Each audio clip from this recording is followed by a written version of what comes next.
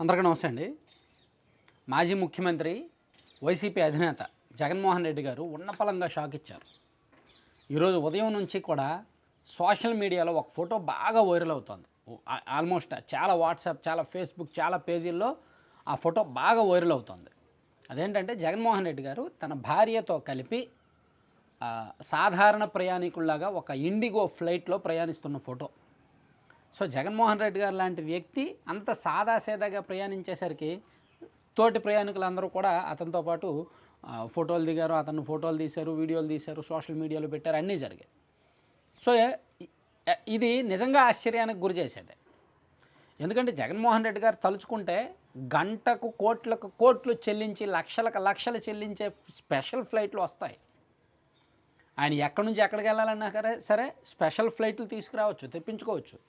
అటువంటిది ఒక సాదాసీదా ప్రయాణికుల్లాగా ఎటువంటి ప్రత్యేక విమానాలు లేకుండా, ఎటువంటి ఎకానమీ అటువంటి విమానాలు ఏమీ లేకుండా, premium class, high class, chartered ఫ్లైట్లు ఏమీ లేకుండా కేవలం విజయవాడ నుంచి గన్నవరం ఎయిర్పోర్ట్ నుంచి బెంగళూరుకి సాదాసీదా ప్రయాణికుల్లా ఇండిగో ఫ్లైట్లో ప్రయాణించడం అనేది మామూలు విషయం కాదు.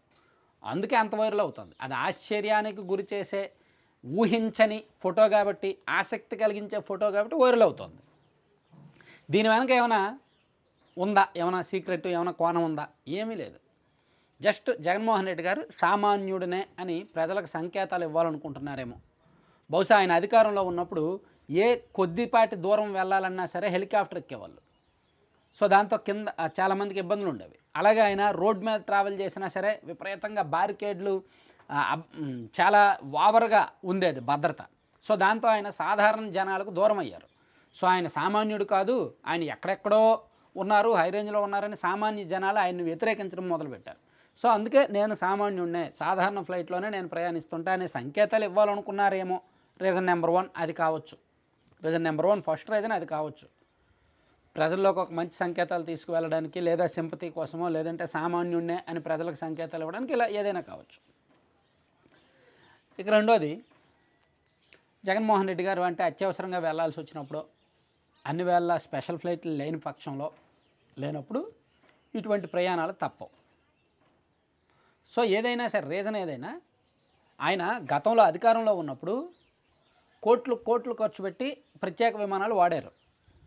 దాదాపుగా జగన్మోహన్ రెడ్డి గారు ఇలా సాదాసీదా ఫ్లైట్లలో ప్రయాణించి ఒక 8 ఏళ్ళు దాటిందంట.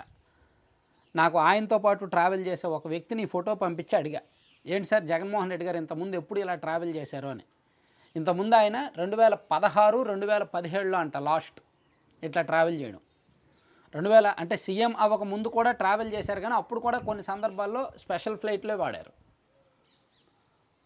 కానీ ఇప్పుడు మాత్రం ఇలా సాదాసీదాగా వచ్చారు. సో ఆయన మనిషి మారి ఉండాలి, ప్రజలకు ఒక సంకేతం ఇవ్వడానికి అయి ఉండాలి, లేదా అర్జెంటుగా వెళ్ళాల్సి వచ్చి స్పెషల్ ఫ్లైట్ అందుబాటులో లేకుండా ఉండాలి, లేదా ఇదైనా రాజకీయ కోణంలో ఒక డ్రామా కోసమో, ఒక చర్చ జరగడం కోసమో, ప్రజల్లోకి ఏదో రకరకాలమైన అసలు చర్చ ఏమొస్తుంది చూద్దామనే కోసమో ఏదైనా కావచ్చు. సో యాక్చువల్లీ చంద్రబాబు గారు మాజీ ముఖ్యమంత్రి, ప్రస్తుత ముఖ్యమంత్రి, గతంలో కూడా ఆయన అనేకసార్లు ముఖ్యమంత్రిగా పనిచేశారు. ఆయన గతంలో ప్రతిపక్షంలో ఉన్నప్పుడు ఆయన సాదాసీదాగానే ఇట్లాగే ట్రావెల్ చేస్తారు. ఇప్పుడు ఆయన సీఎం అయ్యారు కాబట్టి ఆయన వెళ్తే స్పెషల్ ఫ్లైట్లో వెళ్తున్నారు, లేదా చార్టెడ్ ఫ్లైట్లో వెళ్ళిన సందర్భాలు అయితే లేవు, స్పెషల్ ఫ్లైట్లో వెళ్తారు. ఈవెన్ పవన్ కళ్యాణ్ గారు కూడా ఢిల్లీ ఎక్కడికైనా వెళ్ళాలంటే స్పెషల్ ఫ్లైట్లోనే వెళ్తున్నారు. జగన్మోహన్ రెడ్డి గారు ఎప్పుడు ఇచ్చేది స్పెషల్ ఫ్లైటే. ఈ ఒక్కసారే ఇలా ఎందుకో వచ్చింది ఫోటో. ఇదే ఇప్పుడు చర్చనీయాంశం. దీని మీద టీడీపీ వాళ్ళు ఒక రకంగా కామెంట్ చేస్తున్నారు, వైసీపీ వాళ్ళు ఒక రకంగా కామెంట్ చేస్తున్నారు.